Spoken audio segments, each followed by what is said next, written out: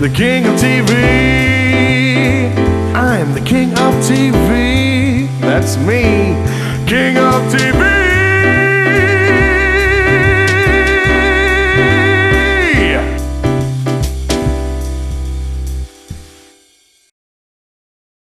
Hey everybody, welcome to the Paul Goebel Show video podcast. This is a supplemental video version of the Paul Goebel Show where you can get to meet all my big-time Hollywood friends. Today is my good friend Mark Hoyk, who you remember from our days on Beat the Geeks. Mark was the movie geek on Beat the Geeks, and we have kept in touch all these years because his opinion and his notions on movies are always fascinating to me.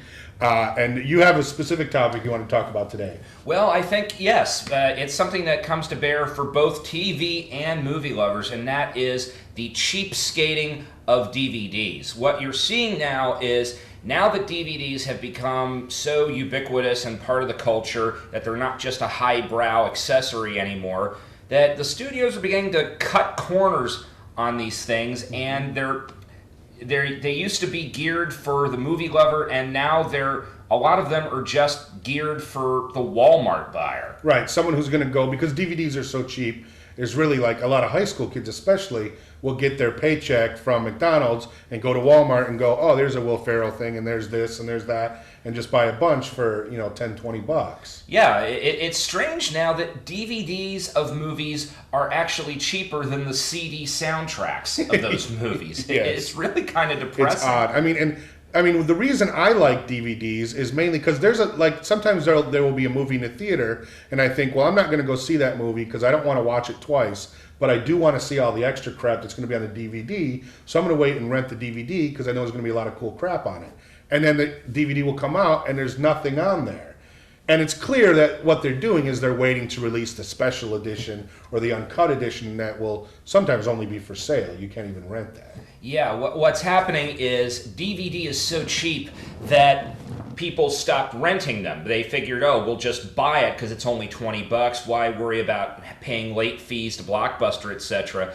So what's happening is the first release of a movie is like the rental window. It used to be a tape came out and it was like $90, and so only the video stores were buying them. Right. And then 6 months later it'd come out at $20. So now you've got the DVD that comes out at $20 that all the video stores buy to rent out to customers and the impulse people who didn't see it in the theater. And then they figure 6 months later the really hardcore fans will go out and they'll buy the Mondo expanded edition with the deleted scenes and the longer cut and all that stuff. Now, the thing that bugs me is I don't get to go see a lot of movies. I talk about this all the time because I have kids, and when I go see movies, it's usually a kids' movie. So there's a lot of stuff I miss, and some stuff I want to see. King Kong is a perfect example. I never got to see King Kong, and I said, well, at least when I get the DVD, I'll get to see a lot of cool stuff because it's Peter Jackson, and I'm sure there's a lot of cool stuff about the making of King Kong and all the, and what's his name, Andy Serkis and all that crap. Well, I rented it, and there's nothing. There's a commercial for another movie, there's a commercial for a car, and that's it. Well, the nice thing about King Kong is, to some degree, they got all that stuff out of the way, because before the movie came out, they put out the King Kong production diaries, which is like a 2-disc set of all the material they shot for the website and such leading up to it. But there's got to be a ton of crap. Where are the deleted scenes? Where are the bloopers, Well, saving that for the big expanded edition that'll probably be out at Christmas. Because the sad thing is, then, if I do want to see that, then I'm going to have to sit through the movie again, and I just don't have that kind of time to sit through King Kong twice in my life. That is a long movie. Well, at least a movie like King Kong is going to get revisited, because what also is scary is that a lot of what I love, the old catalog titles that are getting released on DVD, forgotten movies, stuff from the 70s and 80s are coming out, and a lot of them don't have any features at all, and a lot of them look terrible. They're using old transfers they used for the VHS tapes all those years ago. And you mentioned this, it's especially bad with TV shows. Mm-hmm. Yeah, they've been using old film prints or old videotape masters. I mean, sometimes you get it done right. A lot of studios are going back to the original negatives and trying to make the episodes as when they originally ran, because sometimes the first few disc seasons of Alf used the syndication cuts, which have like about 5 minutes worth of stuff removed for more commercials. Right. And you have a show like Night Gallery, which has a fan base. A lot of great directors got their start there. A lot of great stories, stuff that we told around the campfire because, pretending like it was our ghost story and it was something we saw in there. Right. Spielberg got his debut on Night Gallery. Sure. Rod Serling created Twilight Zone. All this material that would have been great little documentary segments, nothing. Yeah, it really is a sad state of affairs. And I think about, remember that box set came out with it for the Twilight Zone, and it was really big, but it had a lot of really cool stuff on it. Yeah. And it's like that. How is it that on videotape is better than anything on DVD? If I remember when you were a kid and you recorded all your favorite shows onto a tape and you'd watch them. That's what some of these DVDs remind me of. They're kind of cut up. Like, I want to see the original commercials on a lot of these shows. That's like when I like to go to the Museum of TV and Radio and watch shows, because a lot of them have the original commercials. Like you're watching all the episode of Maverick, sponsored by Kaiser Aluminum. And then all the commercials are for Kaiser Aluminum. Which you don't see any of that anymore. And they're all uncut, and they have commercials for cigarettes. And when in the closing credits, there's a cigarette box in the corner. That's the stuff I want to see. If it's not going to have any of that stuff, I might as well just watch the tape I made when I was a kid.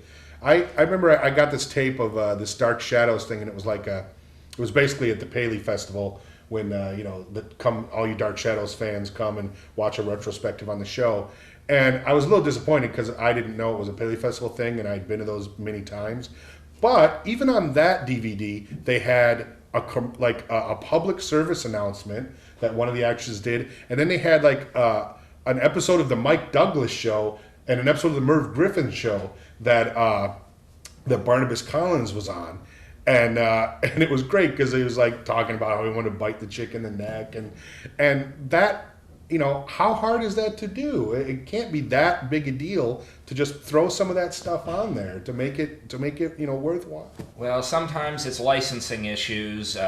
Thankfully, something like the season boxes on the old Adventures of Superman are trying to include original Kellogg's commercials and That's great. Other materials.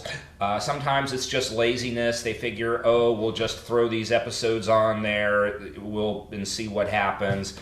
And me, movie geek. I'm from the Gravedigger School of Journalism. The old story of Jimmy Breslin covers the JFK funeral, but while all the reporters are talking to the dignitaries and the celebrities, he goes off and interviews the Gravedigger, and that's me. I figure I want to get the stars talked to, but there's all those little people bubbling underneath. I've worked on a few DVDs myself. I did one for this great drive-in thriller called The Candy Snatchers, where I got to interview the two main actresses, but I researched all the other people that worked on it, and there were all these fascinating things that you learned that you wouldn't have known otherwise, simply because they never made it big, but all the little connections they had. Yeah.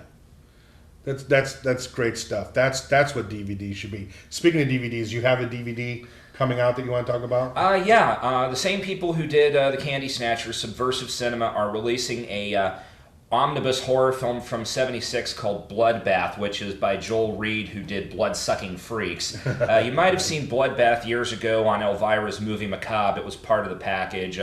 Has some early performances by Doris Roberts, Jerry Lacey from Play It Again, Sam, Harv Presnell, who you've seen him in Annie and you've seen him in Fargo, and it was a fun disc to work on because I've sure enough interviewed this fella named Ron Sullivan, who's just the art director on this movie, but he went on to this prolific porn career under the name Henri Pichard. But he just has these great revealing stories about doing independent movies in New York in the '70s and working with Robert Downey Sr. And these are things that no one's going to pay attention to unless you dig for it. Right, exactly. You'd never know. The name Henri Pichard is very... I know that name very well, but that's funny that it's not his real name. Yeah. Who would have guessed? All right. Well, if you want to get in touch with Mark and ask him about your favorite movies, he's always willing to talk about that. How do they get in touch with you? You can email me at mark@failedmarriage.com. That's MARC @failedmarriage.com. Excellent. All right. Thanks for being here, Mark. Thanks for having me. I'm Paul Goebel, and this is the Paul Goebel Show video podcast. Thanks for watching.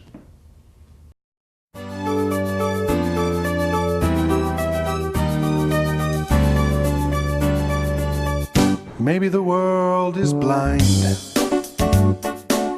or just a little unkind. Don't know. Seems you can't be sure of anything anymore. Although you may be lonely, and then one day you're smiling again.